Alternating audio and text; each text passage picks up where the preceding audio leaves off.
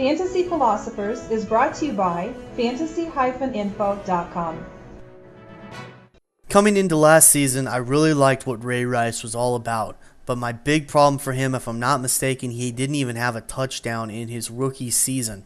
And so I question if team was going to use maybe LaRon McClain, maybe Willis McGahee as guys again that were going to be the guys getting the touchdowns and not him. And Rice did have a decent touchdown total. I think he had somewhere around 8 for the season. Again, he was not the main touchdown man, as it was Willis McGahee who put up 14 total touchdowns last year, 12 rushing touchdowns on the season. He had himself a very nice yard per carry average, and that really helped parlay for him to get a contract pickup from the Ravens. It wasn't expected they were going to pick his option up this offseason, but they did because they're making a run for the Super Bowl, and that's probably the right move as a team to get as much depth and talent around for a guy that had as much success as he had behind Ray Rice.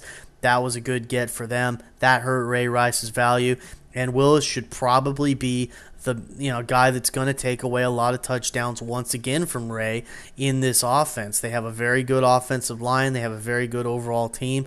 Defenses are definitely going to have to respect the passing game much more with the talent that they have overall in that offense now than they had a year ago. So with McGahee, he makes for a must-handcuff, I think, if you're going to have Ray Rice, because, man, if anything happens to Ray, all of a sudden Willis should be having some pretty darn productive games in that offense, maybe a la Ricky Williams in some ways, as with a little resurgence towards the later part of his career. So with McGahee, obviously he's had his health concerns.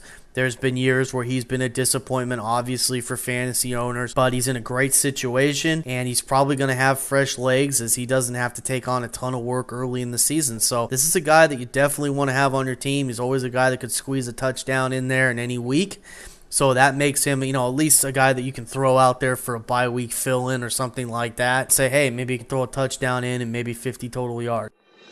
For more fantasy football information, go to fantasy-info.com and sign up for our free e-newsletter. Good luck in your 2010 Fantasy Football League. As an added bonus, the Fantasy Info guys will include their 5 secret tips for success in